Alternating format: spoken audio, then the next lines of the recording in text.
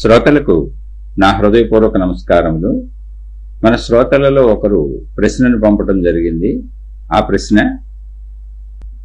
మీరు ఎప్పటి నుండో చెబుతున్నటువంటి అనేక శీర్షికలు వింటున్నాము, అదే విధముగా భగవద్గీత గురించి మీరు చెప్పినటువంటి శీర్షికలు కూడా వింటున్నాము.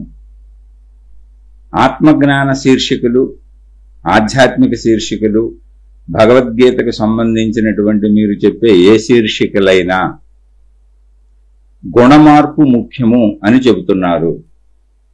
ఆధ్యాత్మికత అంటే అంతరంగ గుణమార్పు అని చెబుతున్నారు. ఈ గుణమార్పును ఎలా తెచ్చుకోవాలి, ఎక్కడ మొదలు పెట్టాలి అని కొంతమంది మా స్నేహితులు అడుగుతున్నారు. అది ఎలా చెప్పాలో నాకు తెలియటం లేదు. దానిని కొంచెం వివరంగా చెప్పగలరు? ఇది వారి ప్రశ్న. అంటే గుణమార్పుని అసలు ఎక్కడ మొదలు పెట్టాలి, ఎలా తెచ్చుకోవాలి? ఆధ్యాత్మికము అంటే అంతరంగ గుణమార్పు, ఇందులో సందేహం లేదు. ఆధ్యాత్మికత కావచ్చు, భక్తి కావచ్చు, దైవం కావచ్చు, ఏ మార్గాలైనా అంతరంగ గుణమార్పు కోసము. ఎటువంటి గుణమార్పు? చెడు గుణముల మార్పు. మంచి గుణాలు ఉంటాయి. అసలు గుణము అనేది లేకుండా జీవి తయారవటం ఉండదు.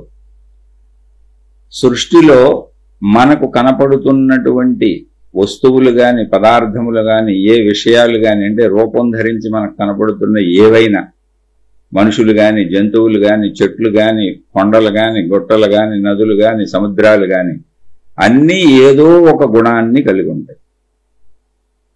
ఈ గుణాలను మహాత్ములు 3 రకాలుగా విభజించి చెప్పారు. అంటే గుణమంతా ఒకటే, అక్కడ అది చేసే పనులను బట్టి దాన్ని 3 రకాలుగా విభజించి చెప్పారు. ఏంటంటే తమో గుణము, రజోగుణము, సత్వగుణము. తమో గుణము అంటే ఇప్పుడు తమస్సు అంటే చీకటి. అంటే చీకటికి సంబంధించినటువంటి అంశాలు ఏమున్నాయో అదంతా తమో గుణం. ఇప్పుడు నిద్రపోతాం. నిద్రపోవాలి అంటే మనలో తమో గుణం ఉండాలి, లేకపోతే నిద్ర రాదు. కాబట్టి తమో గుణం చెడ్డదనుకోబాకండి. అది అవసరమైన చోట అవసరమే. ఇప్పుడు కొంచెం విశ్రాంతి తీసుకోవాలి. బాగా పనులు చేసి అలసిపోయాం, నిద్రపోవట్లేదు కానీ కాసేపు అలా విశ్రాంతిగా తీసుకోవాలి. అప్పుడు తమో గుణమే కావాలి. తమో గుణము బద్ధకము, నీరసము, అంటే బద్ధకం, సోమరితనం, అంటే మళ్ళీ దాన్ని మనం చెడు పనుల్లో కూడా తీసుకెళ్ళచ్చు. ఇప్పుడు నిద్రపోకుండా ఉండగలమా? నిద్ర ఎంత అవసరం. కాబట్టి నిద్రాపరంగా అది మంచిది. అనేక పనులు చేస్తూ మధ్యలో విశ్రాంతి తీసుకోవాలనుకున్నాం అనుకోండి, విశ్రాంతికి తమో గుణం కావాలి. అలాగే కిందకొచ్చి నీచమైన కార్యాలు, నీచాతి నీచమైన కార్యాలు ఏమన్నాయో అవన్నీ తమస్సులు, తమో గుణంలో జరుగుతాయి. ఎందుకంటే తమస్సు అంటే అజ్ఞానాంధకారము అని చెప్పాడు. తమస్సు అంటేనే చీకటి, అక్కడ వెలుగు లేదు అసలు. ఇప్పుడు నిద్రలో వెలుగుందా? కాకపోతే మనకు నిద్ర అవసరం, వెలుగు అక్కర్లేదు. ఎందుకంటే ఇప్పుడు ఏ పని చెయ్యం. ఇప్పుడు విశ్రాంతిలో ఏదైనా కావాలా? జ్ఞానం కావాలా, వెలుగు కావాలా, ఎన్న కావాలా? ఏం అక్కర్లే, కానీ అది అవసరం. అంటే అవసరమైన చోట అది శరీరానికి ఉపయోగకరమైందే, కానీ శరీరము మెలకువలో ఉండి తమస్సును వాడాలి అనుకున్నప్పుడు అది దురుపయోగకరమైంది. అంటే తక్కువ స్థాయి పనులు, నీచమైన పనులు, నీచాతి నీచ గుణములు, చెడ్డ గుణములు, అబద్ధాలు, మోసాలు, అంటే దారుణాతి దారుణమైన నీచ దుర్మార్గ కార్యాలన్నీ తమస్సులో జరుగుతాయి. అంటే అజ్ఞానంలో మూఢత్వం, మూర్ఖత్వం ఇవన్నీ దాని తమస్సు కిందకు వస్తాయి.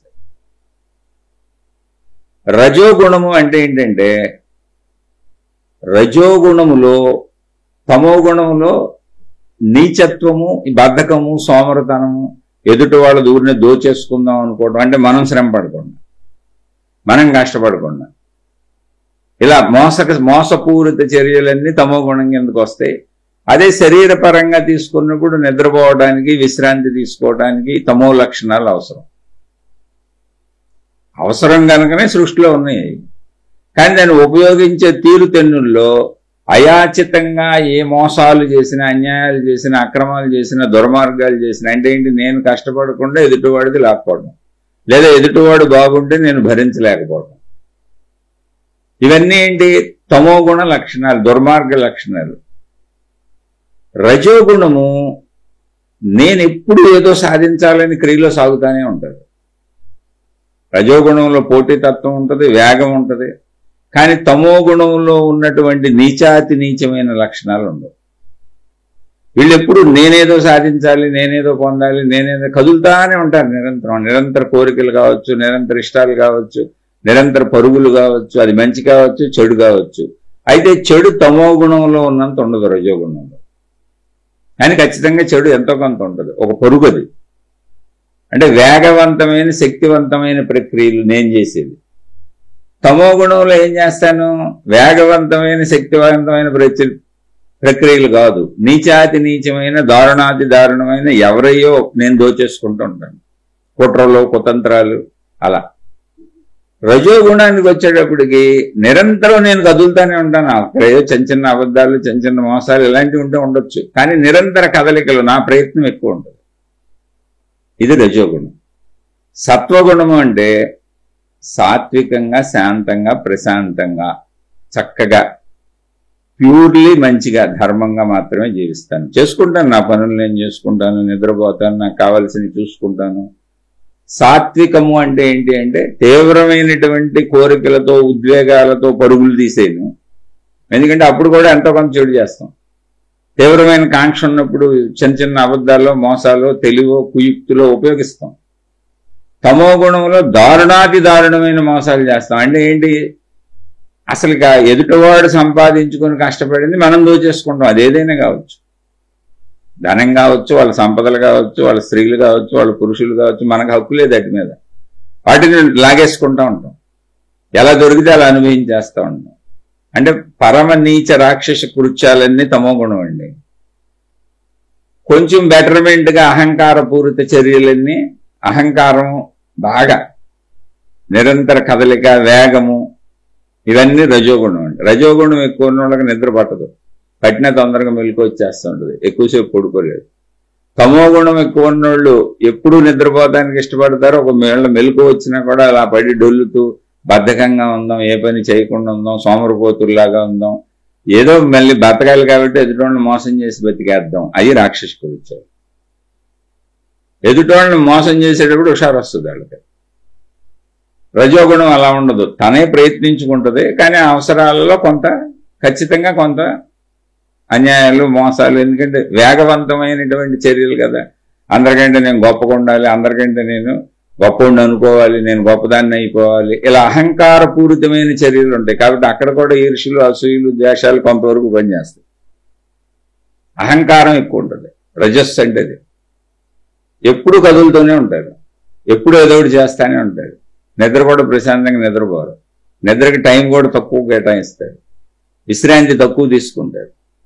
సత్వగుణం అంటే అలా కాదు, అన్ని జీవితానికి అవసరమైన అన్ని బ్యాలెన్సింగ్గా ఉంటుంది. అంటే నాకు డబ్బు కావాలి, నా కుటుంబం ఉంది, నా పరిస్థితి ఇది, నా తల్లిదండ్రులు, నా వ్యవహారం ఏంటో నాకు తెలుసు, నాకున్న ప్రజ్ఞ ఏంటో, నా తెలివి ఏంటో, నా జ్ఞానం ఏంటో అన్నీ నాకు తెలుసు, నాకున్న వనరులు ఏంటో, వసతులు ఏంటో అన్నీ నాకు తెలుసు, నాకున్న కుటుంబ సభ్యులు వాళ్ళ శక్తి సామర్థ్యాలు ఏంటో అన్నీ నాకు తెలుసు.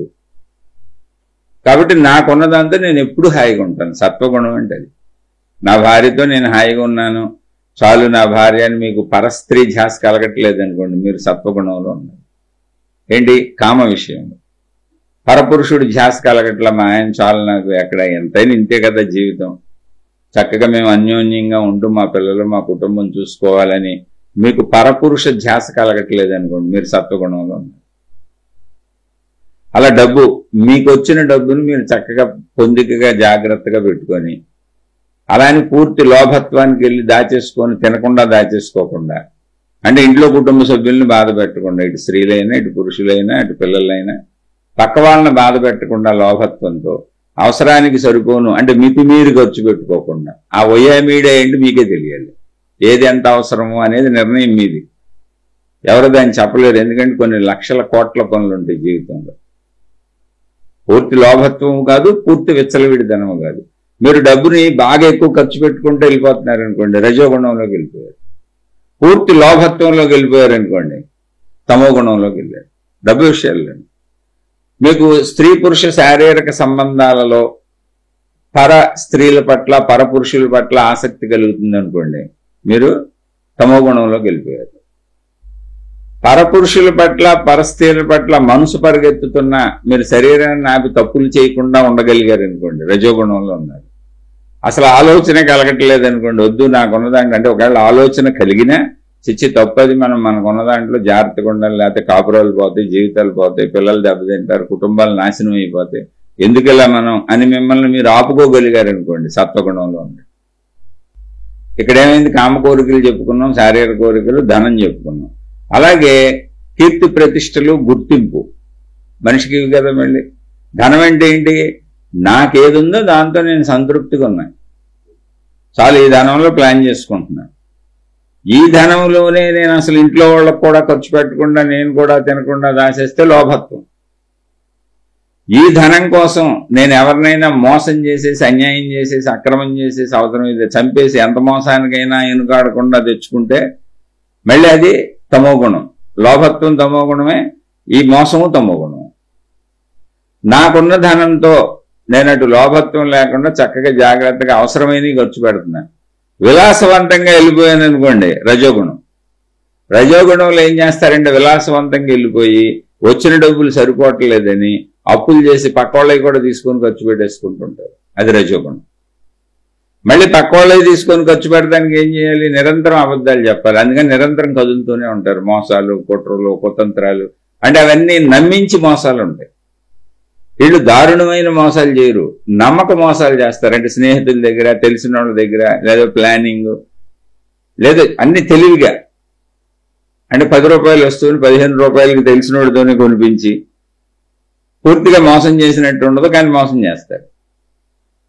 తమో గుణం వాళ్ళు అలా కాదు, పూర్తిగా వస్తువు ఎత్తుకుపోతారు, అసలు వస్తువు ఉండదు, ఇస్తామని చెప్పి డబ్బులు తీసుకొని ఇంక మళ్ళీ కనపడరు. చూడండి, ఒకే స్థలాలు 10 మందికి అమ్ముతారు, వాళ్ళు తమో గుణం వాళ్ళు. లేదా ఇతరులు ఆక్రమించేసుకుంటారు, తమో గుణం వాళ్ళు. రజోగుణం వాళ్ళు అలా కాదు, ఈ వ్యాపారాలు అన్నింటిలో ఉంటారు, కానీ అసలు కంటే కొంచెం ఎక్కువ వేసుకొని గజిబిచ్చేస్తూ ఉంటారు, మాటల గారడీలు చేస్తూ ఉంటారు, మోసం చేసినట్టు తెలుస్తూ ఉంటుంది, కానీ అక్కడ వస్తువు పదార్థం మిగులుద్ది, కొంత మోసం లాగా ఉంటుంది. సత్వగుణం ఉన్నోళ్ళు కూడా ఇలాంటి వ్యాపారాల్లో ఉండొచ్చు, కానీ వాళ్ళు పర్ఫెక్ట్గా చేస్తారు. ఇదిగోనండి, ఇది మా లాభం, మీది ఇది పర్ఫెక్ట్. ఇప్పుడు కొనుక్కున్న వాడికి నేను మోసపోయానని అనిపించదు, ఎందుకంటే వ్యాపారం చేసిన వాడు ఎంతో కొంత లాభం లేకుండా ఎలా చేస్తాడు. అలా వృత్తి, వ్యాపార, ఉద్యోగాలలో కానీ జీవితంలో కానీ సత్వగుణంలో ఉన్నవాళ్ళు కరెక్ట్గా ఉంటారు, అంటే మంచి వాళ్ళు అన్న పేరు ఉంటుంది. రజోగుణంలో ఉన్నవాళ్ళు ఎప్పుడు హడావిడిగా కదులుతూ ఏదో ఒకటి చేస్తానే ఉంటారు. అసలు వాళ్ళు మంచోళ్ళ చెడ్డోళ్ళ పక్కోడికి పూర్తిగా అర్థం కాదు, కాసేపు మంచోళ్ళ కాసేపు చెడ్డోళ్ళ కనపడుతుంటారు, ఎప్పుడు కన్ఫ్యూజనల్ స్టేట్ అది. తమో గుణంలో ఉన్నవాళ్ళు పూర్తిగా చెడ్డవాళ్ళని అందరికీ తెలుస్తుంది. కాకపోతే నేను ఎదురుగా మంచివాళ్ళు అనొచ్చు, స్త్రీలైనా పురుషులైనా, నువ్వు పూర్తిగా చెడ్డవాడివి, చెడ్డదానివి అని 100% నీకు తెలుసు, వాళ్ళకి తెలుసు, ఇద్దరికి తెలుస్తుంది. ఇప్పుడు మనం చెప్పుకుని ఇద్దరికి తెలుస్తాయి, ఎదుటి వాళ్ళకి తెలిస్తే నీకు తెలుస్తాయి. నీ లోభత్వం నీకెందుకు తెలియదు, నీ డబ్బు కాంక్ష నీకెందుకు తెలియదు, నీ స్త్రీ పురుష కాంక్ష నీకెందుకు తెలియదు, నీ గుర్తింపు కాంక్ష నీకెందుకు తెలియదు, నువ్వు చేసే మోసం నీకెందుకు తెలియదు. అలా తమో గుణము నీచమైన మోసాల మయము, దానికి సంబంధించిన ఇంకన్నీళ్ళు వ్యాపారాలు చేయండి, జీవితంలో ఉండండి, భార్యాపిల్లలతో ఉండండి, అందరితోనే అలాగే ఉంటారు. ఎందుకంటే మనసే అంతగా.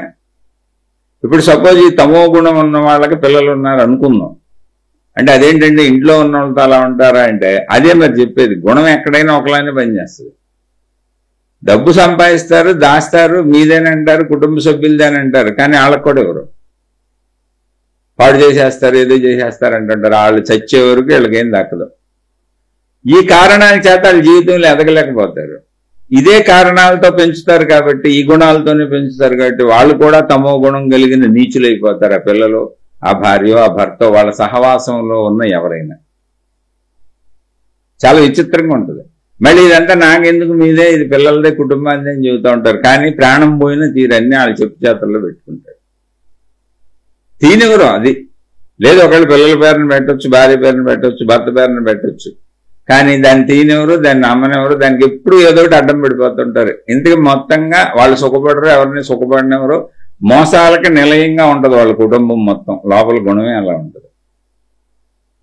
అది వాళ్ళకే తెలుసు, మొత్తం బయట ప్రజానీకానికి కూడా తెలుసు. కానీ ప్రజల్లో నడిచేటప్పుడు నటనగా ఉండేది, ఏదో నమ్మినట్టు నటిస్తారు. వీళ్ళు వాళ్ళతో మంచిగా ఉన్నట్టు నటిస్తారు, వాళ్ళని నమ్ముతున్నట్టు వీళ్ళు నటిస్తారు. ఎందుకంటే వ్యావహారికత లేకుండా ప్రపంచం సాగదుగా. ఇప్పుడు రావణాసురుడికి కూడా ఆయన ఫ్రెండ్స్ బ్యాచ్ ఆయనకు ఉంటుంది. ఎందుకు ఉండదు? లేకపోతే అంత యుద్ధం ఎట్లా చేశాడు రాముడితో, ఎంతమంది ఆయన్ని సపోర్ట్ చేశారు. అలాగే దుర్యోధనుడికి అసలు పాండవుల కంటే ఎక్కువ సపోర్ట్ దుర్యోధనుడికి వచ్చింది. దుర్యోధనుడికి 11 అక్షోహిణుల సైన్యం, అంటే లక్షలు అనుకోండి, ఊరికనే లక్షల్లో. అప్పుడు అక్షోహిణులని పిలిచేవాళ్ళు, లక్షలాది అంతే, లేదా లక్షకి పైన అనుకోండి. పాండవులకి 7 అక్షోహిణుల సైన్యమే. అలాగే ఎంత చెడ్డవాడైనా ప్రపంచంలో ఆడి బ్యాచ్ ఆడుకుంటారు, ఆడు మంచోళ్ళకి కనపడతా ఉంటాడు. ఇలా ఉంటుంది తమో గుణం, రజోగుణం, సత్వగుణం. వీళ్ళు కుటుంబ సభ్యుల వ్యవహారాల్లో కూడా అలాగే ఉంటారు.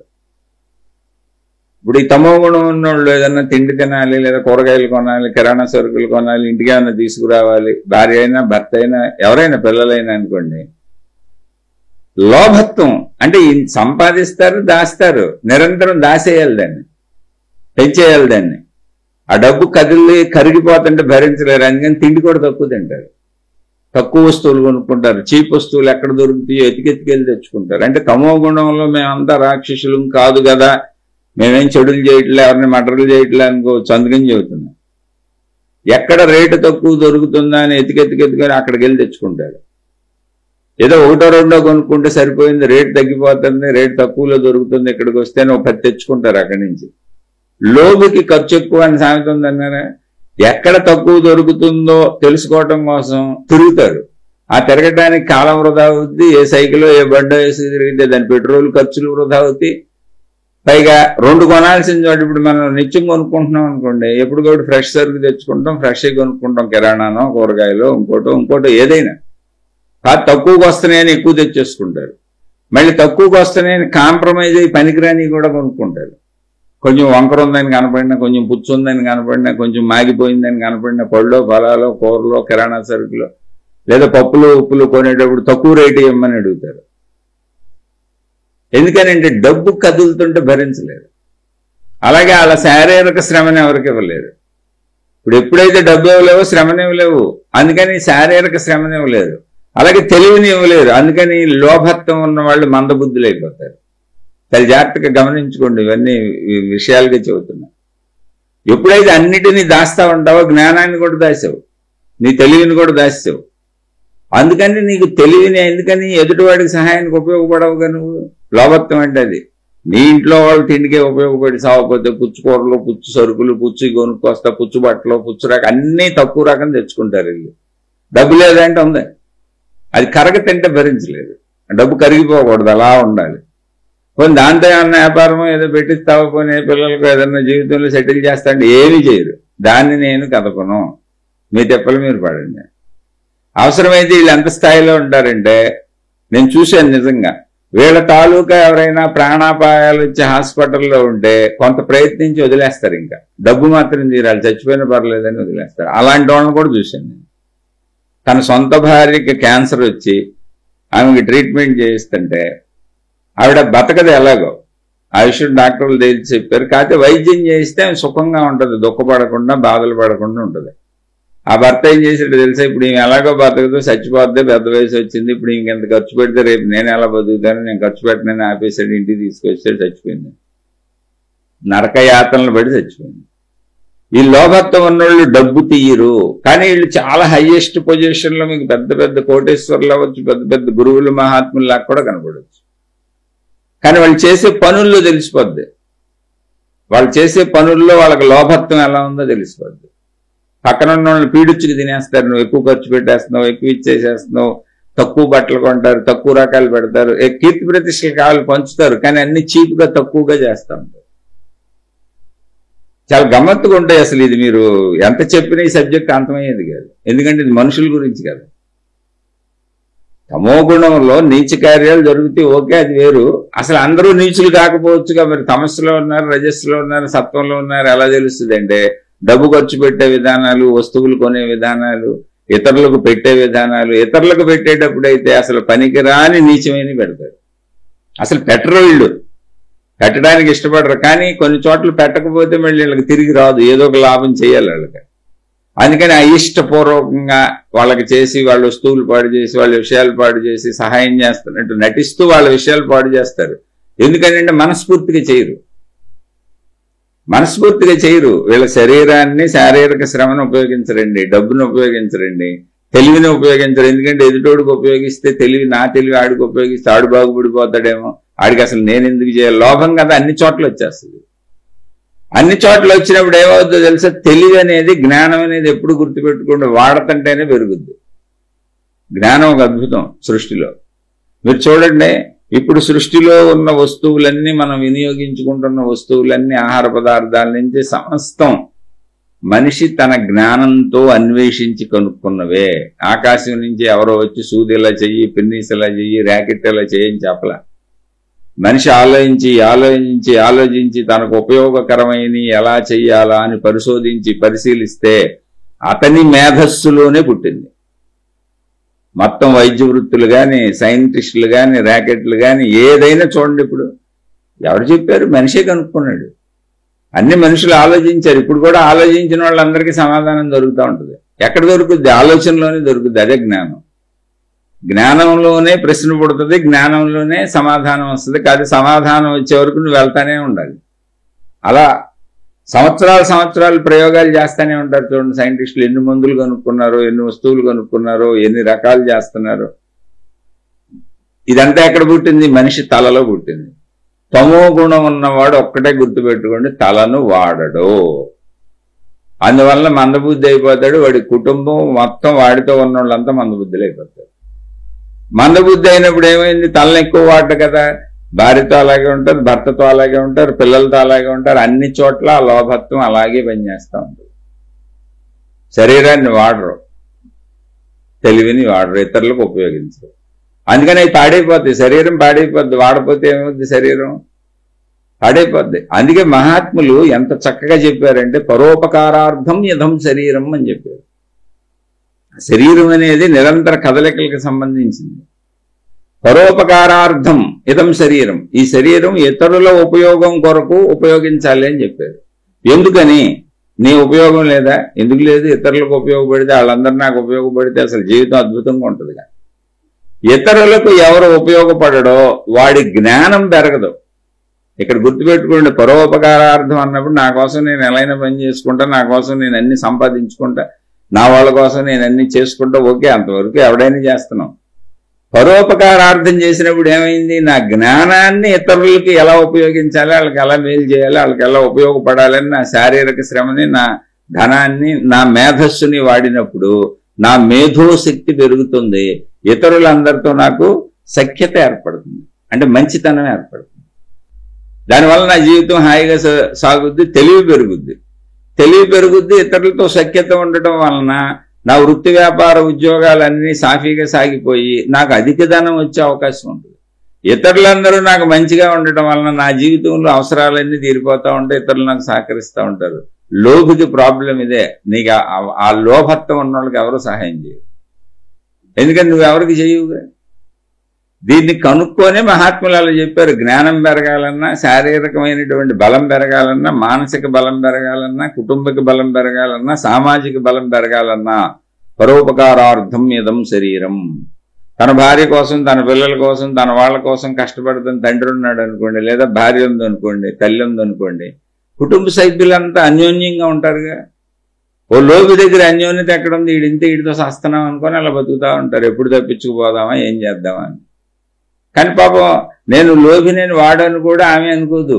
వీళ్ళ కోసమే కదా ఇదంతా దాచేది చేసేది, వీళ్ళకే అని చెప్తా ఉంటారు నోటితో, కానీ చేతుల్లో పెట్టరు. అది ఒక చిత్రంగా ఉంటుంది. అసలు వాళ్ళు కొనే వస్తువులు, వాళ్ళు కొనుక్కునే వస్తువులు, వాళ్ళు ధరించే వస్తువులు అన్నీ కూడా దారుణాది దారుణంగా ఉంటాయండి. ఇప్పుడు చూడండి, డూప్లికేట్ కంపెనీలు వస్తాయి. ఒరిజినల్ కంపెనీల పేర్లాగా ఉండి ఒక అక్షరం మార్పు, ఒక చిన్న గీతం ఏదో మార్చి బొమ్మ అదే పెడతా ఉంటాడు. ఇక ఈ లోబులందరూ అలాంటివి కొనుక్కుంటూ ఉంటారు. అంటే అలానే లేని తలంలో అలాంటి కొనుక్కున్నవాడు, తెలియక కొనుక్కున్నవాడు తప్పు కాదు. ఈ లోభత్వం ఉన్నవాళ్ళు అదే అని చూపిద్దాం, కాస్ట్లీదనే చూపిద్దాం, కానీ కాస్ట్లీది కాకుండా డూప్లికేట్ కొందాం. వీళ్ళ వ్యవహారాలు అలా ఉంటాయి, వీళ్ళ పనులు అలా ఉంటాయి, వీళ్ళ మాటలు మొత్తం డూప్లికేట్లు అండి. వీళ్ళు ఒక మాటలో చెప్పాలండి, జెరాక్స్ కాపీలు, నకళ్ళు వీళ్ళు ఒరిజినల్స్ కాదు, నకళ్ళు. అన్ని పనులు అలాగే ఉంటాయి, అంతా అలాగే ఉంటాయి. అందుకని వీళ్ళకి జ్ఞాన ఎదుగుదల ఉండదు. తమస్సుని అందుకని చీకటి అన్నారు, తమో గుణాన్ని చీకటితో పోల్చారు. రజోగుణంలో విపరీత వేగంతో జ్ఞానం పనిచేస్తూ ఉంటుంది, విపరీతమైన మేధస్సు పనిచేస్తూ ఉంటుంది. ఎంత అంటే వీడికి పనికిరాదు, ఎదుటోడికి పనికిరాదు. ఎందుకంటే మితిమీరిని స్పీడ్ వెళ్ళిపోతున్నాం అనుకోండి, బండి వేసుకొని కంట్రోల్ పవర్ పోద్దిగా. రజోగుణం అలాంటిది, మితిమీరినటువంటి స్పీడ్లు అన్ని మితిమీరి. లేదంటే వాళ్ళు ఎలా ఉంటారంటే, ఒక స్థలం ఏదో ఇల్లు కట్టుకుందాం అనుకున్నాం ఊరికి. అంటే మీకు ఇక్కడ ఒక చిన్న ఉదాహరణ చెబుతాను. సంసారం ఒక చదరంగం అని నాకు తెలిసి ఎప్పుడో ఓ 30-40 ఏళ్ల కిందటి సినిమా అనుకుంటున్నాను. నాకు బాగా గుర్తు, ఎప్పటికీ మర్చిపోలేను ఒక సన్నివేశాన్ని. ఒక 10 పోర్షన్లు ఉండే ఇల్లు అది. అందులో ఒక పోర్షన్లో ఒకళ్ళు అద్దెకుంటూ ఉంటారు ఆ సినిమాలో. ఇంటి ఓనర్ ఎప్పుడొచ్చి అద్దె డబ్బులు అడిగినా వాయిదా వేస్తూ ఉంటారు వాళ్ళు. అంటే పాపం కట్టలేకపోతుంటారు, మళ్ళీ ఇస్తాం అంటారు. ఇంటి ఓనరు ఇల్లు ఖాళీ చేసేయండి అమ్మా అంటాడు ఒకరోజు. నేను భరించలేనమ్మా, మీరు మంచోళ్ళు వాళ్ళు, పాపం డబ్బులు లేక కట్టలేకపోతుంటారు. అమ్మ ఇల్లు ఖాళీ చేయండి, ఇంకోళ్ళకన్నా ఇచ్చుకుంటాను, ఎక్కడ మీరు ఎప్పటికీ ఇవ్వటం లేదు, ఎప్పుడు వచ్చినా ఏదో ఒకటి చెబుతున్నారు, మరి నాకు నాకు అద్దె కావాలి కదమ్మా, ఎన్నాళ్ళు ఓర్పుకుంటాను, ఎంత మంచోళ్ళైనా అంటాడు. వాళ్ళు అప్పుడు ఆమె చెప్పుద్ది సమాధానం, ఎవరో అద్దె ఇవ్వలేని వాళ్ళ భార్య. ఎందుకంటే మేము ఖాళీ చేసి వెళ్ళిపోతాం, మీకు ఆ బాధ ఏం లేదు, మేము ఇల్లు కట్టుకుంటున్నాం, ఇల్లు కట్టుకోవటం అవగానే ఖాళీ చేసి వెళ్ళిపోతాం, మా సొంత ఇంట్లోకి వెళ్ళిపోతాం. ఈయన ఆశ్చర్యపోతాడు, అసలు నాకు అద్దె కట్టలేకపోతున్నారు, ఇల్లు ఎక్కడ కడుతున్నారమ్మా మీరని. అంటే ఏదండి ఇప్పుడే మీరు ఖాళీ చేయమని చెప్పారు, మేము మంచి స్థలం చూసుకొని ఇప్పుడు ఆ స్థలం కొనుక్కొని అందులో ఇల్లు కట్టుకొని ఆ ఇల్లు కట్టడం పూర్తి అవగానే మీ ఇల్లు వదిలిపెట్టి వెళ్ళిపోతాం. అప్పుడు ఆ అద్దెతను అంటే ఇంటి ఓనర్ అద్దె తీసుకోవడానికి వచ్చిన ఇంటి ఓనర్ డైలాగ్ ఒకటి ఉంటుంది, ఈ బెడిపంతులు ఇల్లు స్థలం కొనేది ఎప్పుడు, ఇల్లు కట్టేది ఎప్పుడు, వీళ్ళు నా ఇల్లు ఖాళీ చేసేది ఎప్పుడు, నేను చచ్చే వరకు వీళ్ళు చెయ్యరు అనుకుంటా పోతాడు. అంటే వీళ్ళు రజోగుణంలో ఎక్కడ దాకా వెళ్ళిపోయారు చూడండి. రజోగుణం ఎలా ఉంటుంది, గాలి మేడలు కడతారు, పేక మేడలు కడతారు, విపరీతమైన ఉద్వేగంగా తిరుగుతూ ఉంటారు. వీళ్ళకి అన్ని నిరంతరం ఈ రజోగుణం ఎలా ఉంటుందంటే ప్రతి పనిలోకి దూకుతూ ఉంటారు, కానీ ప్రతి పనిలో అనుమానం, మనుషుల్ని నమ్మరు, ఎవరిని నమ్మరు, స్పీడ్గా ఉంటారు, పరుగులాడుతూ ఉంటారు, నిరంతరం నాకే గుర్తింపు కావాలంటారు. వాళ్ళకంటే ఎక్కువ గుర్తింపు అన్నోళ్ళు పక్కన ఉంటే భరించలేరు, అవసరమైతే వాళ్ళని పడేసి తొక్కేసి ఏదో ఒకటి చేసేస్తూ ఉంటారు, కానీ పడుకోరు. ఈర్ష్యలు, అసూయలు, ద్వేషాలు ఎక్కువగా ఉంటాయి. అంటే కదలికలు ఎక్కువ కావాలి వీళ్ళకి, పాజిటివ్ నెగిటివ్ కదలికలు బీభత్సంగా కావాలి. ఇది రజోగుణం. ఇక వీళ్ళు చెప్పాక అసలు ఏమీ లేకపోతే ఇల్లు కట్టినాక ఖాళీ, అసలు అద్దె కట్టలేని వాళ్ళు స్థలం కొంటారంటే ఇల్లు కడతారంటే. నిజంగా సినిమాలో ఉంది ఇది, సంసారం ఒక చదరంగం సినిమా, ఎప్పుడో 30-40 ఏళ్ళ కిందటిదై ఉండాలి ఇది. ఇలా పేక మేడలు కడతా ఉంటారు, గాలిలో మేడలు కడతా ఉంటారు. ఊరికనే ఏమున్నది, అలా కూర్చొని పెద్ద పెద్ద బిజినెస్లు చేసేసినట్టు వచ్చేసినట్టు ఆ భార్యాభర్తలు లేదా స్నేహితులతోనో కూర్చొని ఎప్పుడు చెబుతూ ఉంటారు. కానీ ఎప్పుడు జీవితంలో వాళ్ళు కించిత్తు అంటే ఒక్క మెట్టు కూడా పైకి ఎక్కరు, ఇంకా దిగజారిపోతూ ఉంటారు. ఎందుకని గాలిలో మేడలో పేక మేడలో సొల్లు కబుర్లు చెప్పేవాళ్ళు ఎందుకు, పనిచేసేవాడు కదా అయ్యేది. వీళ్ళు కూడా పక్కోడి పని మీద బతుకుతామని ట్రై చేస్తూ ఉంటారు రజోగుణంతో. అంటే కొంత తమస్సు కొంత రజస్సు కలిసి ఉంటాయి వీళ్ళలో. మరీ నీచమైనది అంటే నీచమైన కార్యాలకు భయం వీళ్ళకి. ఈ రజోగుణం ఉన్న వాళ్ళు ఏంటో తెలిసి వీళ్ళకి కీర్తి కూడా ఉండదు, కీర్తి కోసం ట్రై చేస్తూ ఉంటారు, దొంగ కీర్తిని సంపాదిస్తూ ఉంటారు. అంటే కీర్తి ఉన్నట్టుగా వాళ్ళకు వాళ్లే కీర్తిని క్రియేట్ చేసుకుంటూ ఉంటారు. వీళ్ళు మీకు ఆధ్యాత్మికతలో గురువులు మహాత్ములు కూడా తగలొచ్చు ఇలాంటి వాళ్ళు. వాళ్ళు తమ సొంత కీర్తిని తయారు చేసుకుంటూ ఉంటారు, తాళ్ళు తయారు చేసుకున్నట్టు కాకుండా వాళ్ళకి వచ్చినట్టుగా ఎవరో ఇస్తున్నట్టుగా వీళ్ళు తయారు చేస్తూ ఉంటారు. చాలా చిత్రంగా ఉంటుంది ఇలాంటి వాళ్ళతో. వ్యాపారాలు లాస్లో ఉంటాయి కానీ అద్భుతంగా సాగిపోతున్నాయని చెబుతూ ఉంటారు. నష్టపోతూ ఉంటారు, వెళ్ళిపోతూ ఉంటారు, దిగజారిపోతూ ఉంటారు. కానీ చుట్టూ ఉన్న అందరినీ నమ్మించి అప్పులు గిప్పులు తెచ్చేసేస్తూ ఉంటారు. మొత్తానికి చెడుగానో మంచిగానో కదులుతానే ఉంటారండి. కాకపోతే తమో గుణంలో ఉన్నంత నీచత్వం ఉండదు. ఇంట్లో వాళ్ళకి కూడా భార్య పిల్లలు వీళ్ళకి కూడా ఎక్కడ లేని కబుర్లు చెబుతారు. అంటే రూపాయి ఉంటే 10 రూపాయల విషయాలు చెబుతారు. రూపాయి ఉంటే 10 రూపాయలు, 100 రూపాయలు, మనకేంటి, మనకేం లోటు లేదు, నీకేంటి, అదేంటి, ఇదేంటి అంటూ ఉంటారు. కానీ అన్ని లోట్లే ఉంటాయి. అసలు అలా మాట్లాడుకునేటప్పుడు వాళ్ళు తినే టిఫిన్ ప్లేట్లో కూడా కడుపు నిండా తినేది ఉండదు. కానీ కబుర్లు అద్భుతంగా ఉంటాయి. మహారాజు కబుర్లు చెబుతుంటారు. అలా పరుగులు పెడతానే ఉంటారు. వీళ్ళు హైయెస్ట్ నుంచి అంటే టాప్ మోస్ట్ కరోడ్పతిల నుంచి లీస్ట్ లో రిక్షా తొక్కుని రోడ్లు ఉడుచుకునే స్థాయి వరకు కూడా ఉండొచ్చు. కలలు కంటానికి ఏముంది, పేకమేళ గాలి మేళ కడటానికి అందరూ తక్కువలో ఉంటారు, ఎక్కువకి వెళ్ళిన గొప్పవాళ్ళు అనుకోబాకండి. మైండ్ సెట్ అది చెప్పింది. ఎంతో మంది చూడండి, అనేక మంది వ్యాపారాలు చేసి వేల కోట్లు బ్యాంకులు కొట్టి విదేశాలకు పారిపోయారు. వీళ్ళంతా రజోగుండం వాళ్ళు. అనేక మంది ఈ గ్యాంగ్స్టర్లు అయిపోయి మాఫియాలు డ్రగ్స్ నడుపుతూ ఉంటారు, రకరకాలు చేస్తూ ఉంటారు, ఎక్కడెక్కడో దాక్కుంటూ ఉంటారు, కనపడరు. వీళ్ళందరూ తమోగుణం ఉన్నవాళ్ళు. అది చిన్న స్థాయి నుంచి అలాగే ఉంటుంది, పై స్థాయి వరకు అలాగే ఉంటుంది. అందుకని అందరూ తక్కువలో ఉన్నోళ్ళు అనుకోకండి. మొత్తం మానవ జాతిలో ఎక్కడున్నా, ఎంత హైయెస్ట్లో ఉన్నా ఆ గుణం అలా పనిచేస్తుంటుంది ఆడలో. సత్వగుణం ఉన్నోళ్ళు వీళ్ళు లోయెస్ట్ నుంచి హైయెస్ట్ వరకు ఎక్కడైనా ఉండొచ్చు. ఇప్పుడు 1000 కోట్ల బిజినెస్లు కూడా చేస్తూ ఉండొచ్చు, లేదా ఒక సామాన్యమైన రోడ్లు ఊడ్చే వృత్తిలో ఉండొచ్చు. ఎక్కడున్నా తమ పరిధిని తాము తెలుసుకొని ఉంటారు. తమ శక్తికి మించిన మాటలు మాట్లాడరు. సంపాదించింది ఎప్పుడు ఎంత అవసరమో, ఎలా ఖర్చు పెట్టాలో అన్ని పక్కాగా ఉంటాయి. సత్వగుణంలో ఉన్నటువంటి విధానమే అది. మనం వాళ్ళని మంచోళ్ళు అని పిలుస్తాం అంతే. ఇంట్లో భార్య కూడా నా భర్త మంచోడు అంటుంది. భర్త కూడా భార్య మంచిది అనుకుంటాడు. నిజంగా అనుకుంటారండి మీరు. లోపల కాదు, లోపల అనుకుంటే రజోగుణం తమో గుణంలోనే. పైకి చెప్పొచ్చు నువ్వు మంచిదని అని, నువ్వు మంచోడు అని కాదు, లోపల మీ భావన. సత్వగుణం ఉన్నప్పుడు ఖచ్చితంగా మీకు తెలుస్తుంది వాళ్ళు మంచివాళ్ళు అని. మీరు ఈర్ష్యాసూయలతో మళ్ళీ మంచివాళ్ళని చెడ్డోళ్ళని ముద్రలేసి ప్రచారాలు చేయొచ్చు, అది వేరే విషయం. కానీ మీకు కరెక్ట్గా తెలుసు వాళ్ళు మంచివాళ్ళు అని. సత్వగుణం ఎలా తెలుపబడుతుంది అంటే ఇంట్లో ఉన్న కుటుంబ సభ్యుల నుంచి నీకు పరిచయం ఉన్న ప్రతి వాళ్ళు, నువ్వు తెలిసిన ప్రతి వాళ్ళు మంచివాళ్ళు అంటారంటే సింపుల్. వాళ్ళు ఇంట్లో వాళ్ళైనా బయట వాళ్ళైనా. అలాగే రజోగుణం ఉన్నోళ్ళు ఇంట్లో వాళ్ళకైనా బయట వాళ్ళకైనా తెలిసిపోద్ది. అసలు వాళ్ళ సొంత భార్య చెప్పుద్ది. అన్ని గాల్లో మేళలు కడతాడు, ఏ నిమిషం ఏం చేస్తాడో తెలియదు, ఎప్పుడు ఏం చేస్తాడో తెలియదు. ఓ రోజు కొనుక్కొచ్చేస్తాడు, ఇంకో రోజు అమ్మేస్తాడు, ఇంకో రోజు తాకట్టు పెట్టేస్తాడు. అలా రకరకాలు చేస్తుంటాడు. అసలు ఏంటో తెలియదు. భార్య నమ్మలేదు, భర్తే భార్యని నమ్మలేడు, ఎవరినెవరో నమ్మలేరు. కానీ అందరూ కలిసి బతుకుతారు. ఎందుకంటే తప్పదు కాబట్టి, అది కుటుంబం కాబట్టి. ఇక తమో గుణం ఉన్నోళ్ళు అయితే ఇక నీచాతి నీచ కార్యాలనంగా మోసమే. అసలు మొత్తం కుటుంబం కలిపి ఎవరినైనా ముంచేస్తుంటారు. ఎవరినైనా మొత్తం కుటుంబం కలిపి ముంచేస్తుంటారు. ఇప్పుడు చూడండి, రావణాసురుడు ఉన్నాడు, ఒక విభీషణుడు తప్ప అందరూ సహకరించారు. ఆ కొడుకులు, అన్నదమ్ములు, కుంభకర్ణుడు కొడుకులు, అక్కడ ఉన్నోళ్ళు అందరూ వాడికి సహకరించారు. అందరూ చచ్చారు. అందరూ తమో గుణం ఉన్నోళ్ళు. అందులో సత్వగుణం ఉన్నాడు ఒక్కడే విభీషణుడు, వచ్చి రాముడితో కలిసాడు. అలాగే దుర్యోధనుడు ఉన్నాడు. దుర్యోధనుడిని మొత్తం అందరూ అక్కడ మంచోళ్లే చాలా మంది ఉన్నారు, మంచోళ్ళ కనపడతారు మనకి. మొత్తం నిండు సభలో 3 మంది ఉన్నారు.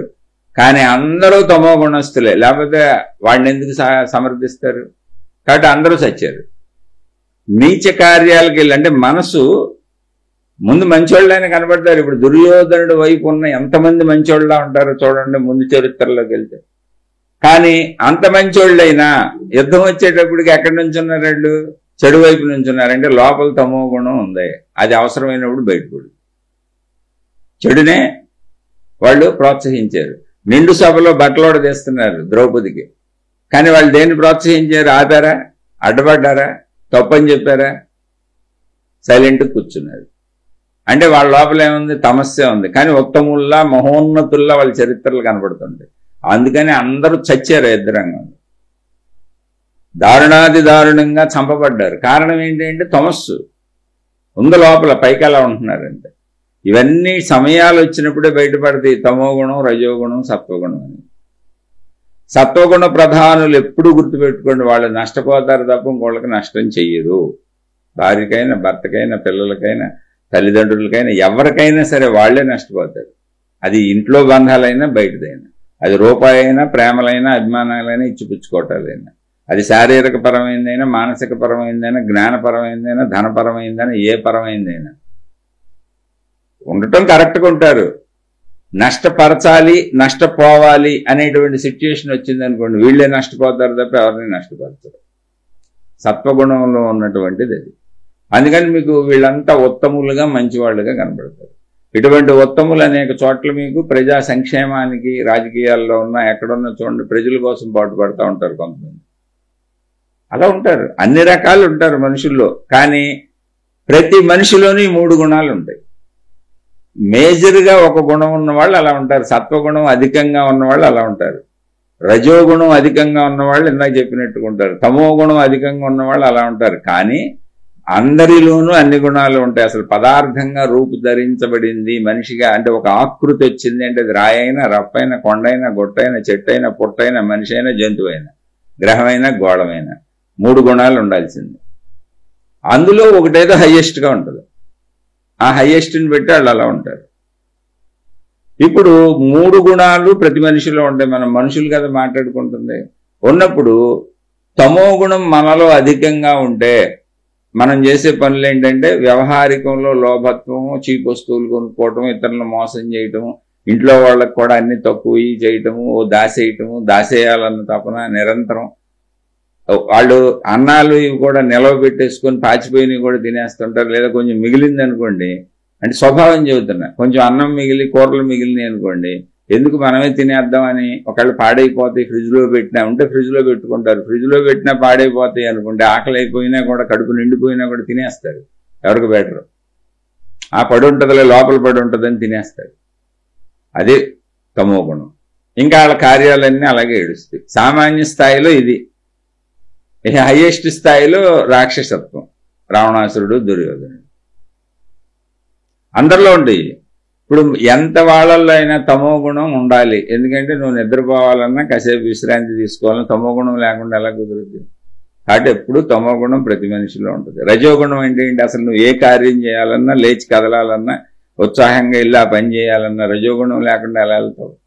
కాబట్టి ఎంత నీచుడైనా కార్యానికి కదలాలంటే అది రజోగుణం. సత్వగుణం అంటే ఏంటంటే ప్రతి మనిషిలోనూ సత్వగుణం ఉంటుంది. నీ వాళ్లకో నీకో ఎవరో ఒకరికి ఎక్కడో చోట ఆగి నువ్వు ప్రశాంతంగా ఇంత మంచి చేయాలని అనుకుంటావుగా. అందరినీ ముంచేసైనా నీ వాళ్ళకి పెట్టాలనుకుంటావుగా. సత్వగుణం ఉంటుంది, కానీ చాలా తక్కువగా ఉంటుంది. దుర్మార్గులకి చాలా తక్కువగా ఉంటుంది. కానీ 3 గుణాలు అందరిలో ఉంటాయి. ఇప్పుడు గుణమార్పు అంటే ఏంటో తెలుసా? మొత్తంగా ఈ గుణాలు పోవో. మొత్తంగా మనం రజోగుణం, తమో గుణం, సత్వగుణం, నిద్రపోవడానికి తమో గుణం కావాలి, పనులు చేయడానికి రజోగుణం కావాలి, చక్కగా మంచిగా ధర్మంగా ఉండడానికి సత్వగుణం కావాలి. సింపుల్ అంతే. ఈ 3 గుణాలే ఉంటాయి. ఎక్కడో చోట పనిచేస్తుంది. ధర్మంగా నువ్వు నీ ఇంట్లోనో లేదా నీ కొడుకో నీ కూతురు ఎక్కడో చోట ఒకచోట అన్నీ ఉంటావుగా, నువ్వు రాక్షసుడు అయినా కూడా. అందుకని ఆ 3 గుణాలు అందరిలో ఉంటాయి. వీటికి ఆ పేర్లు మహాత్ములు పెట్టారు. అయితే మనలోకి వచ్చి చూసుకునేటప్పుడు మీరు విడదీసి చూడకూడదు. తమో గుణం, రజోగుణం, సత్వగుణం అని విడదీసి చూడకూడదు. అక్కర్లా, విడదీసి ఉండవు. ప్రతి మనిషిలో ప్రతి దానిలో 3 కలిసి ఉంటాయి. దీంట్లో మన గుణాలు పరిశీలించుకునేటప్పుడు ఇప్పుడు గుణ ప్రవర్తన ఎక్కడి నుంచి మొదలు పెట్టాలి? గుణ మార్పు అన్నప్పుడు నీ గుణాలు పరిశీలించుకో. నీ గుణాలు పరిశీలించుకుంటున్నప్పుడు పరిశీలించుకోవాలంటే ఏం లేదు, ఎప్పుడు చెబుతున్నా, ప్రశాంతంగా కూర్చో, కళ్ళు మూసుకో. దాని ధ్యానం అంటావా, తపస్సు అంటావా, ఎంక్వైరీ అంటావా, సెల్ఫ్ ఎంక్వైరీ అంటావా, విచారణ మార్గం అంటావా, సాధన చేస్తున్నానంటావా, ఏదో ఒకటి అనుకో. లేకపోతే అసలు ఏమి అనుకోబాక, ఊరుకుని కూర్చో. నీకు ఎలా కావాలంటే అలా కూర్చో, కానీ కళ్ళు మూసుకో, ఏకాంతంగా కూర్చో. ఏ పని చేయబాక. కాసేపు జస్ట్ 5 నిమిషాలు, 10 నిమిషాలు, పావు గంట అంతే, ఎక్కువ కూడా అక్కర్లేదు. నీకు అలవాటు అయ్యేవారు. ఇప్పుడు నీ లోపల చూసుకో. జస్ట్ నీలో ఉన్న చెడు గుణాలన్నీ పరిశీలించుకెళ్ళ, రోజు పరిశీలించుకో. రాత్రిపూట పడుకోబోయే ముందు వాళ్ళు పొద్దున్న లేచిన కాడి నుంచి అసలు నాలో చెడేంటి, నేను ఎంత చెడు చేశాను, ఎవరి మీద అరిశాను, ఎవరి మీద కరిశాను, ఎవరిది ఎత్తుకొచ్చాను, ఎంత ఆశించాను, ఏం చేశాను, ఎక్కడ మోసాలు చేశాను, ఎక్కడ అబద్ధాలు చెప్పాను, ఇవన్నీ పరిశీలించుకో. మంచి గుణాలు కూడా ఉన్నాయి అనుకో, తగిలినాయి అనుకో, ఉంచుకో. మంచి గుణాలతో ఇబ్బంది ఏముంది, చక్కగా కంటిన్యూ ఉంది. వాటిని నువ్వేం చేయక్కర్లా, చూసి కనపడిని వదిలేసే, మంచి గుణాలను వదిలేసే. చెడు గుణాలన్నీ మార్చుకునే ప్రయత్నం చేయి. ఎక్కడి నుంచి అని అడగటం కాదు, నువ్వేది చేయగలవో అక్కడ మొదలుపెట్టు. రోజు చెప్పే సాధన ఇదే. గుణమార్పు ఎక్కడి నుంచి తెచ్చుకోవాలి కాదు, గుణమార్పు ఎక్కడో చోట మొదలుపెట్టు. చెడుని ముందు గుర్తించు నీలో. అదే సాధన. ఆధ్యాత్మిక సాధన ఏంటి అసలు? మొట్టమొదట మొదలయ్యేది చెడుని గుర్తించడంతోనే. నువ్వు దైవం అని చెప్పు, భక్తి అని చెప్పు, మతం అని చెప్పు, మార్గం అని చెప్పు, గురువు అని చెప్పు, ఏదో ఒక ప్రార్థనాలయం అని చెప్పు, వెళ్తున్నానని చెప్పు, ఇంట్లో రోజు ప్రార్థనలు చేస్తున్నానని చెప్పు, దైవ సంబంధ కార్యాలు చేస్తున్నానని చెప్పు. మొత్తం వీటన్నింటికి అసలు ఇవి ఎందుకు అని ఒక ప్రశ్న వేసి దానికి ఆన్సర్ చెప్పు. ఇవన్నీ ఎందుకు చేస్తున్నావు? ఓ మతాన్ని, ఒక దేవుణ్ణి, ఒక గురువుని, ఒక ఆచారాన్ని, ఒక సాంప్రదాయాన్ని, ఒక పద్ధతిని ఎందుకు, అసలు ఇవన్నీ ఎందుకు పాటిస్తున్నావు? ఎందుకు? ఏదో ఒకటి చేస్తావు, ఒక నమస్కారం అని పెడతావుగా. ఏనాథహీనుడు హీనురాలు అయితే నమస్కారం అని ఎక్కడో చోట పెడతావుగా, ఏ దేవుడికో, ఏ దేవుడి ఫోటోకో. ఎందుకు అంటే వీటన్నిటికీ ఒకటే ఆన్సర్, మంచికి. దేవుడైతే నీకు ఎప్పుడు చెడు చేయమని చెప్పడుగా. ఏ మతమైనా, ఏ దైవ మార్గమైనా మనుషులు చెడు చేయొచ్చు, దైవం చెడు ఎందుకు చెబుతారు? కాబట్టి ఇవన్నీ ఎందుకు? మంచికి, గుణమార్పుకే. అప్పుడు గుణమార్పు లేనటువంటి మతం ఎందుకు? నిన్ను గుణమార్పు చెయ్యని మతాన్ని ఏం చేసుకుంటావు? నీలో గుణమార్పు కలిగించిన గురువుని ఏం చేసుకుంటావు? నీలో గుణమార్పు కలిగించిన దేవుణ్ణి ఏం చేసుకుంటావు? నీలో గుణమార్పు తేనటువంటి ఆచార సాంప్రదాయ విధాన పద్ధతులను ఏం చేసుకుంటావు? అవన్నీ ఎందుకు చేస్తున్నావు అంటే రొటీన్గా చేస్తున్నావు, నీ కోరికల కోసం చేస్తున్నావు. ఇంకా నీలో ఉన్న చెడ్డ గుణాలు పెంచుకొని నీ కోరికలు తీర్చుకొని నేను దేవుడు రక్షించాలని నువ్వు ఎన్ని తప్పులు చేసినా, పొరపాట్లు చేసినా దొరకకూడదని చేస్తున్నావు. నీ కోరికలు, నీ ఆశలు పెంచుకోవడానికి చేస్తున్నావు. ఇది తమో గుణం. అలా చేయకూడదు. అప్పుడు నీలో చెడు ఇంకా పెరుగుతుంది. మొత్తం దైవీ సంబంధ విషయాలు ఏవైనా, ఆధ్యాత్మిక సంబంధ విషయాలు ఏవైనా అన్ని మంచి కోసము. మంచి అంటే ఏంటి? గుణమార్పు. అందుకని గుణమార్పు లేకపోతే ఏముంది ఇంకది? ఆత్మశుద్ధి లేని ఆచారమదియేల, పాత్రశుద్ధి లేని పాకమేళ. అంటే భాండశుద్ధి లేని పాకమేళ. భాండం అంటే పాత్ర. పాత్రశుద్ధి లేని పాకమేళ. పాకం అంటే వంట. ఆత్మశుద్ధి లేని ఆచారమదియేల. ఆత్మశుద్ధి అంటే ఏంటి? నీలో పవిత్రత లేదు, మంచితనం లేదు, గుణం లేదు, పాడు లేదు, అన్ని ఎదవ పనులు చేస్తావు, ఎదవాలోచనలు చేస్తావు, అందరినీ ముంచేస్తావు. కానీ ఆచారం, సాంప్రదాయం, విధానం, మతం, పద్ధతి, వేషధారణ, అబ్బో మహాభక్తుల్లా భక్తురాల్లా కనపడతా అందరినీ ముంచేస్తే తిరుగుతూ ఉంటావు. అదే చెప్పారు. నేను చెప్పిన శ్లోకం కాదు. ఆత్మశుద్ధి లేని ఆచారం అది అంటే ఆచారాలన్నీ ఆత్మశుద్ధి కలిగి ఉండాలి. అదే ఆయన చెప్పింది. భాండశుద్ధి లేని పాకమేళ. ఇప్పుడు నిన్న వండుకున్న వంటలు వండుకున్నాం, పాత్రలు ఉన్నాయి, అవన్నీ నిన్నటి ఆహారంతో దుర్గంధ వాసనలు వస్తున్నాయి. వాటిని శుభ్రం చేసుకొని వాళ్ళు వండుకోవాలి. శుభ్రం చేసుకోవడం బద్ధకం అండి నాకు, ఇప్పుడు దాన్నే వండేసుకుంటాను అన్నావు అనుకో, ఇప్పుడు నువ్వు వండింది కూడా పనికి రాకుండా పోద్దిగా. అలాగే నీ దుర్గంధపూరితమైన మనసుతో నువ్వు ఎంత భక్తి చేసినా, నువ్వెన్ని చేసినా, నీలో చెడున్న మనసుతో, దుర్మార్గం ఉన్న గుణాలతో నువ్వేం చేసినా ఈ చెడు అయిపోతా ఉంటాయి. భాండశుద్ధి లేని పాకమేళ, చిత్తశుద్ధి లేని శివపూజలేలరా. అక్కడ శివుడని ఆయన చెప్పారు, ఏ దేవుడినైనా పెట్టుకోవచ్చు. చిత్తశుద్ధి అంటే మనసు చక్కగా మంచిగా, చిత్తం అంటే మనసు మంచిగా, మంచి గుణాలతో, సద్భావాలతో, ఇతరులందరూ హాయిగా ఉండాలి, మేలుగా ఉండాలి, చక్కగా ఉండాలి అనేటువంటి భావంతో, అందరూ నాలాంటి వాళ్లే అన్న భావంతో లేనిటువంటి భక్తి ఎందుకు నాయనా? అది చెప్పింది. ఇవి గుణాలు. అందుకని గుణమార్పు ఎక్కడ మొదలు పెట్టాలి, ఎలా మొదలు పెట్టాలి అంటే గుణమార్పు అనేది మీరు మిమ్మల్ని గమనించటంతో మొదలవ్వాలి. అందుకని నిన్ను నువ్వు చూసుకో. ఆత్మజ్ఞానము, ఆధ్యాత్మిక చదువు, జ్ఞాన చదువు మొత్తం నిన్ను నీకు చూపించడం. ఆధ్యాత్మికం, వ్యక్తిగతం, నీ అంతరంగం. నీ మతం గొడవ, నీ దేవుడు గొడవ, నీ గురువు గొడవ, నీకు సంబంధించిన ఆచార సాంప్రదాయాల గొడవ, అదంతా నువ్వు విడిగా చేసుకో. నువ్వేం చేసుకుంటావు, నీకు నచ్చినవి అన్నీ చేసుకో. ఇప్పుడు మీకు ఎన్ని చదువుతాను, నేను కూడా నాకు నచ్చినవి ఏవి చేసుకుంటా ఉంటా, కానీ అవి మీకేం చెప్పనుగా నేను. ఆధ్యాత్మిక చదువు ఇది, ఆత్మజ్ఞాన చదువు ఇది. ఇందులో ఏంటి? మనం సంస్కరించుకోవటం. ఆ సంస్కరించుకోవటానికి ఫస్ట్ ఏంటి? అసలు ముందు సంస్కరించుకోవాలంటే నన్ను నేను పరిశీలించుకొని నాలో చెడులు పట్టుకోవాలి. అక్కడ మొదలవుద్ది గుణమార్పు. చెడు గుణాలన్నీ పోగొట్టుకోవడమే గుణమార్పు అంటే. సద్గుణాలన్నీ ఉంచుకోవడమే. గుణాలు లేకుండా ఉండటం కుదరదు. బ్రతికున్నంతకాలం గుణం ఉంటుంది. శరీరం ఉన్నంతకాలం గుణం ఉంటుంది. ఏ గుణం ఉండాలి అంటే సత్వగుణం ఉండాలి. అందుకని ఇప్పుడు నువ్వు తమో గుణంలో నీచత్వంగా ఉన్నావా చూసుకో, రజోగుణంలో పరుగులు పెడుతూ నీచ కార్యాలు చేస్తున్నావా అంటే తమో గుణం కంటే తక్కువ ఉంటాయి. అయితే విశ్రాంతి నీకు ఈ రజోగుణం ఉన్నోళ్ళు వాళ్ళు పడుకోరు, చుట్టూ ఉన్నోళ్ళు పడుకోనివ్వరు, వాళ్ళు విశ్రాంతి తీసుకోరు, ఎవరిని విశ్రాంతి తీసుకునేవారు. ఇప్పుడు చెప్పిన మాట కాసేపాగా ఉండదు. ఇప్పుడు ఒకటి చెబుతారు, సాయంత్రం ఒకటి చెబుతారు, మధ్యాహ్నం ఒకటి చెబుతారు, కాసేపాగా ఇంకోటి చెబుతారు, మార్చేస్తుంటారు అన్ని రోజు. ఎందుకంటే మనోచంచలత, అది రజోగుణ లక్షణం. స్టాండర్డ్గా ఒకటి ఉండదు వాళ్ళకి. వీళ్ళు ఏ స్థాయిల్లోనే ఉండొచ్చు, ఆధ్యాత్మిక స్థాయిల్లో గురువులుగా ఉండొచ్చు, పెద్ద పెద్ద బిజినెస్ మ్యాగ్నెట్లుగా ఉండొచ్చు, లేదా ఏమి పనికిరాని సామాన్య స్థాయిలో ఉండొచ్చు. అన్ని గుణాల వాళ్ళు అన్ని ప్లేసుల్లో ఉంటారు. కాబట్టి చూసుకొని ఆ రజోగుణంలో ఉంటే దాన్ని గుణమార్పు చేసుకో. మార్పు చేసుకోవడానికి ఏం చేయాలని అడగబాకండి, కేవలం నీ భావన. అంటే అయ్యో నేను చెడు చేయకూడదు, నేను ఇలా ఉద్రేకంగా వెళ్ళకూడదు. అందుకని నిన్ను నువ్వు గమనించుకో, నిన్ను నువ్వు ఇంకో మనిషిని చూసినట్టు చూసుకో. అది ఒక ప్రాసెస్గా పెట్టుకో, అది ఒక విధానంగా పెట్టుకో. రోజు 10 నిమిషాల్లో పావు గంటో ఆ రోజు నువ్వు చేసిన క్రియలన్నీ చూసుకో. నీ గుణాలు నీకు తెలిస్తే, నీ పనులు నీకు తెలిస్తే, నీ ఊహలు నీకు తెలిస్తే, నీ ఆలోచనలు నీకు తెలిస్తే, నిన్ను నువ్వు మార్చుకునే ప్రక్రియ ఆధ్యాత్మికము. నిన్ను నువ్వు మార్చుకునే ప్రక్రియే భక్తి. నిన్ను నువ్వు మార్చుకునే ప్రక్రియే దైవము. నిన్ను నువ్వు మార్చుకునే ప్రక్రియే మతము. నిన్ను నువ్వు మార్చుకునే ప్రక్రియ మొత్తంగా ఆధ్యాత్మిక దైవీపరమైన ఏదైనా, అది గురువైనా ఇంకోటైనా. నీలో మార్పు లేదనుకో, ఇవన్నీ వృధా. నీకు వృధా కాదు. అసలు ఎందుకు చేస్తున్నావు అయ్యి అంటే కోరికల కోసమే దేనికోసం చేస్తున్నావు. అప్పుడు చెడుని ఇంకా ఎక్కువ పెంచుకుంటావు. నువ్వు కోరికల కోసం దేవుడు, కోరికల కోసం గురువు, కోరికల కోసం మతం, కోరికల కోసం ఆధ్యాత్మికత భక్తి అయితే నీకంటే సామాన్యుడు బెటర్. ఎందుకంటే వాడు తక్కువ తప్పులతో ఉంటాడు. ఇప్పుడు నువ్వు ఇంకా ఎక్కువ తప్పులు చేస్తావు, ఎందుకంటే నీ తప్పులకి దాన్ని ఉపయోగించుకుంటుంటావు. కాబట్టి ఇంకా ప్రమాదకరమైంది అది.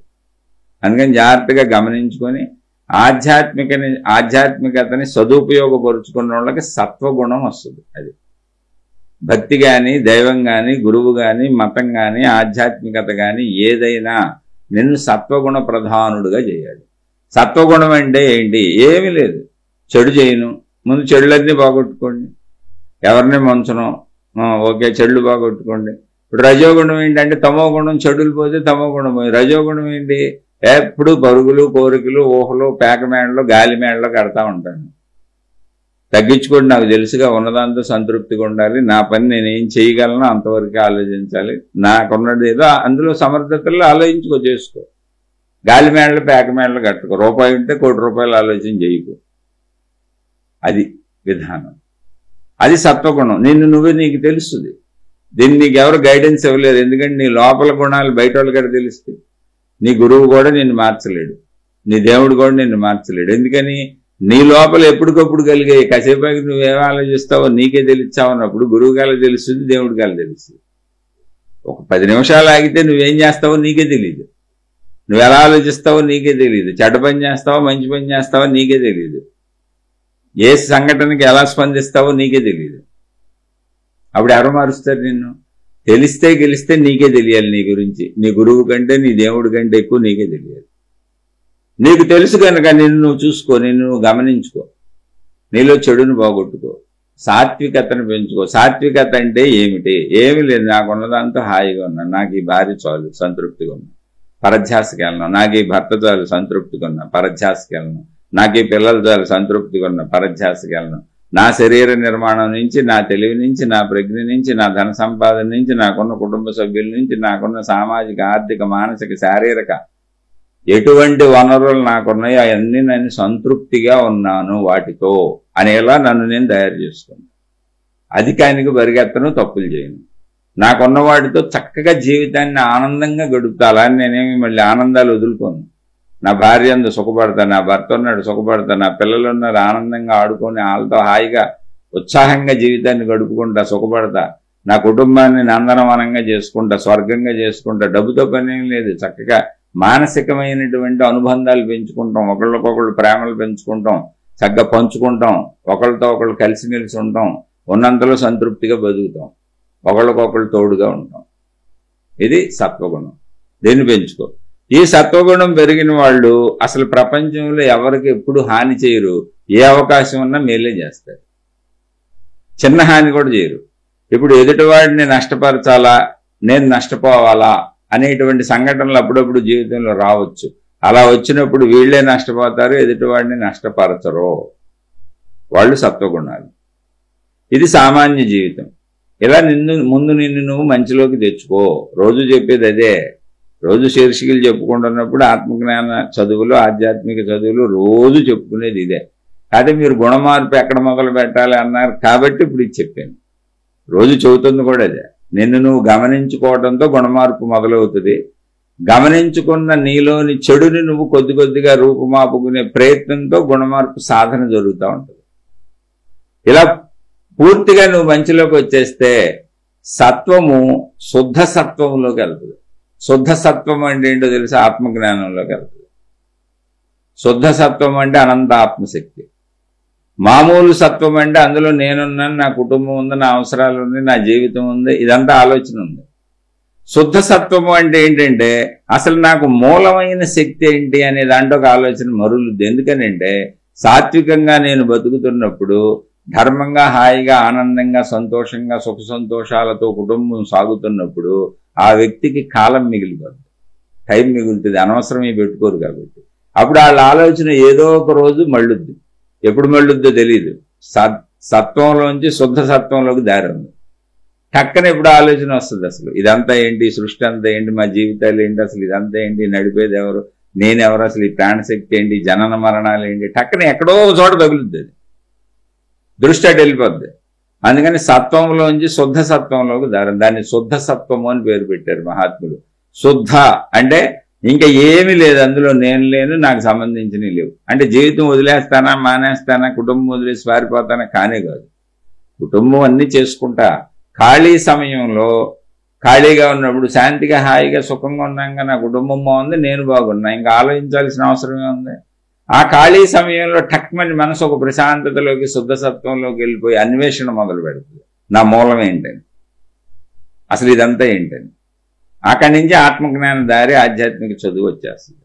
మీరు అవునన్నా కాదన్నా మనుషులు వెళ్లాల్సిన తీరింతే, ఇలాగే వెళ్తారు ఎవరైనా.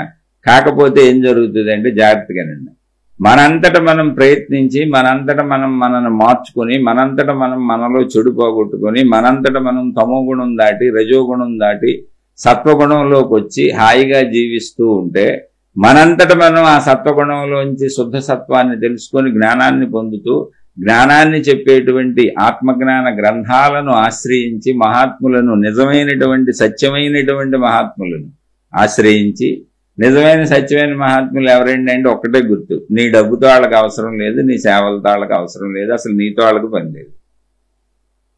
వాళ్ళ ఫోటోలు, వాళ్ళ బొమ్మలు, వాళ్ళ కీర్తి ప్రతిష్టలు పెంచుకోవాల్సిన అవసరం వాళ్ళకి లేదు. జస్ట్ జ్ఞానాన్ని చెబుతారు అంతే. మీకు చూడండి, మనకి ఆత్మజ్ఞాన గ్రంథాలు అందించినటువంటి వెనకట మహాత్ములు ఉన్నారు. ఇప్పుడు రామాయణాన్ని వాల్మీకి రచించారు, తెలియదు ఆయన ఎలా ఉంటాడు, ఆయన ఫోటోలు ఎవరు అక్కడ వేయలే, రామాయణంలో లేవు ఫోటోలు. రామాయణ గ్రంథం ఉంటుంది అంటే, రాముడు ఉంటాడు హీరో కింద, సీతమ్మ తల్లి ఉంటుంది, ఆంజనేయుడు ఉంటాడు, వాల్మీకి ఉండడు. వాల్మీకి తను నేర్చుకోలే. మొత్తం సాహిత్యాన్ని అంతా అందించింది వేదవ్యాసుల వారు. వేదవ్యాసుల వారు ఎలా ఉంటారో తెలియదు, ఊహా చిత్రం, ఒక ఋషి, ఒక మున్ని పెట్టుకుంటాం అంతే. కాపీ రైట్స్ ఉండవు. ఇప్పుడు కాపీరైట్ వేదవ్యాసుల వారు పెట్టుకొని ఉంటే మొత్తం వేదవ్యాసుల వారు వంశస్థులు ఎవరున్నారో వాళ్ళందరికీ వెళ్ళిపోవాలి. వేదవ్యాసుల వారి వంశస్థులు కౌరవులు, పాండవులు. ఎప్పటికీ ఆయన రచించిన గ్రంథాల మీద రాయల్టీ అంతా వాళ్ళకి వెళ్ళిపోతుండాలి. ఉండే ఉంటారు వాళ్ళ వంశస్థులు, లేకుండా ఎందుకుంటారు?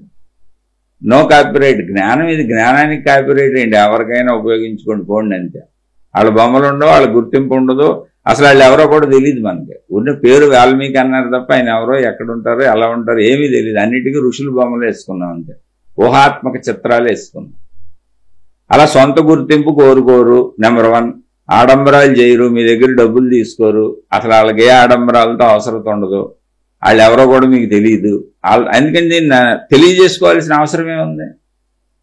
అలా ఇప్పుడు వశిష్ఠుల వారు యోగ వాసిష్ఠ అని చెప్పారు, ఎన్నో గ్రంథాలు. వశిష్ఠుల వారు ఎవరో తెలియదు, అన్నిటికీ ఋషుల బొమ్మలే మనం వేసుకునేది. శంకరాచార్యుల వారు ఒక ఆకృతి బొమ్మ వేస్తారు అంతే, ఆయన ఒరిజినల్ ఫోటో అది తెలియదు మనకి. ఇప్పుడు ఆయన రచించిన గ్రంథాలన్నీ ఆళ్ళోళ్ళకి వెళ్ళాలి. ఇప్పుడు ఆయనకి వారసులు లేకపోయి ఉండొచ్చు, ఆయన పెళ్లి చేసుకోకపోయి ఉండొచ్చు, వాళ్ళ కుటుంబీకులు వాళ్ళ వారసులు ఉంటారుగా ఖచ్చితంగా, వాళ్ళ వంశస్థులు. ఇప్పుడు శంకరాచార్యుల వారి గ్రంథాలన్నీ ఇప్పుడు కాపీరైట్ రిజర్వ్డ్ విత్ శంకరాచార్య అని పెట్టుకుని మొత్తం ఆళ్ళోళ్ళకి వెళ్ళాలని అంటే ఇప్పుడు వాళ్ళందరూ అపర కోటీశ్వరులు అయిపోయి ఉండేవాళ్ళు. అలా రామానుజాచార్యులు ఎవరైనా సరే అందరికీ మనం మునులు ఋషులు బొమ్మలు వేసుకున్నాం అంతే, ఊరినే పేర్లు చెప్పుకుంటున్నాం అంతే. వాళ్ళ ఐడెంటిఫికేషన్ ఎక్కడా లేదు. అందులో జ్ఞానం ఐడెంటిఫికేషన్ శంకరాచార్యులు వారు చెప్పిన దాంట్లో ఆత్మజ్ఞానం హైలైట్ ఐడెంటిఫికేషన్ అంతే. కృతజ్ఞతగా శంకరాచార్యుల వారిని ఎప్పుడో ఆత్మజ్ఞానం గురించి 1,000 మాటలు మాట్లాడుకుంటే అందులో 100 సార్లు ఎప్పుడో శంకరాచార్యుల వారు చెప్పారని వస్తుంది అంతే. ఆ నిష్పత్తి అలా ఉంటుంది మహాత్ములు ఎవరిదే. మీరు నిజమైన వాళ్ళని అలా గుర్తుపట్టవచ్చు. అబద్ధమైన వాళ్ళది ఎలా ఉంటుందంటే 1,000 మాటలు ఏదన్నా మాటలు మాట్లాడితే అందులో 1000 మాటలు జ్ఞాన సంబంధమైనవి ఉంటాయి, మిగిలిన మొత్తం వాళ్ళ గురించే ఉంటాయి. వాళ్ళ గొప్పతనాలు, వాళ్ళు చేసిన పనులు, వాళ్ళ కీర్తి ప్రతిష్టలు, వాళ్ళు ఏమేం చేశారు, వాళ్ళ విశేషాలు ఏంటి, మొత్తం వాళ్ళే హైలైట్ చేసుకుంటూ ఉంటారు. అడ్వర్టైజ్మెంట్ డిపార్ట్మెంట్ లాగా వాళ్ళే చేసుకుంటారు. అందుకని నిజమైన వాళ్ళని అనుసరించడం మీకు ఊరినే తెలిసిపోద్ది. అంత సింపుల్. అది మీరు చూసుకోండి. జ్ఞాన ప్రాముఖ్యతని ఇస్తారండి నిజమైన వాళ్ళు. ఎందుకని మీరు మారడానికి మీకు అవసరమైంది జ్ఞానమే. రోగికి అవసరమైంది ఏంటి? ట్యాబ్లెట్. ఇప్పుడు వైద్యుడి దగ్గరికి వెళ్ళాం, సరైన మంచి వైద్యుడు అనుకో టక్కన బిళ్ళలు రాసి చిదిగా వెళ్ళిపోమంటాడు.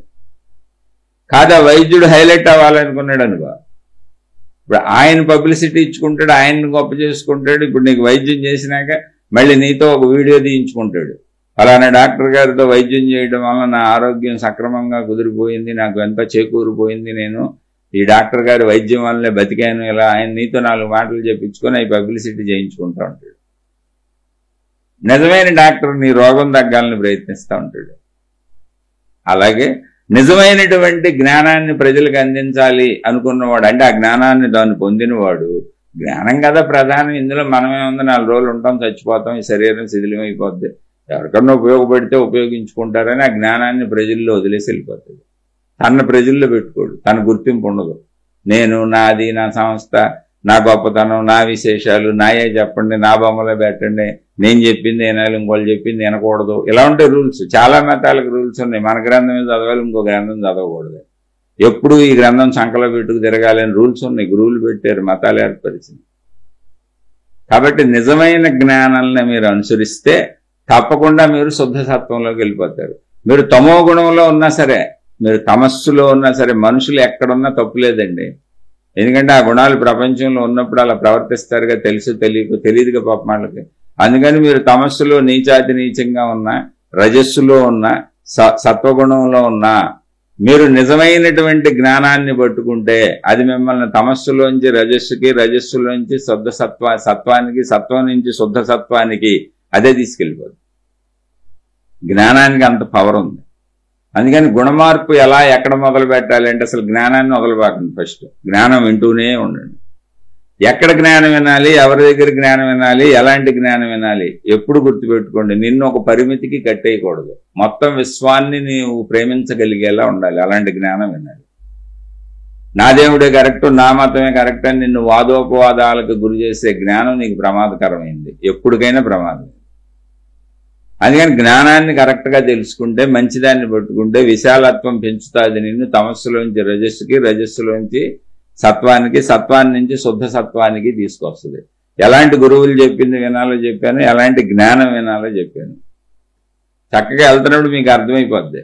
మీలో గుణమార్పు జరుగుతుంటే మీ గురువు చెప్పేది, మీ దేవుడు చెప్పేది, మీ మతం చెప్పేది కరెక్టే. మీలో చెడుపోతుంటే కరెక్టే. మీరు ఏ గురువుని అనుసరించినా, ఏ మతాన్ని అనుసరించినా, ఏ దైవాన్ని అనుసరించినా, ఏ ఆచార సాంప్రదాయాన్ని అనుసరించినా మీలో చెడిపోతుంటే అదంతా కరెక్టే. మీలో చెడు పోకపోతే మొత్తం తప్పే. వాళ్ళైనా తప్పై ఉండాలి, మీరైనా తప్పై ఉండాలి. అదేదో చూసి సరి చేసుకోండి.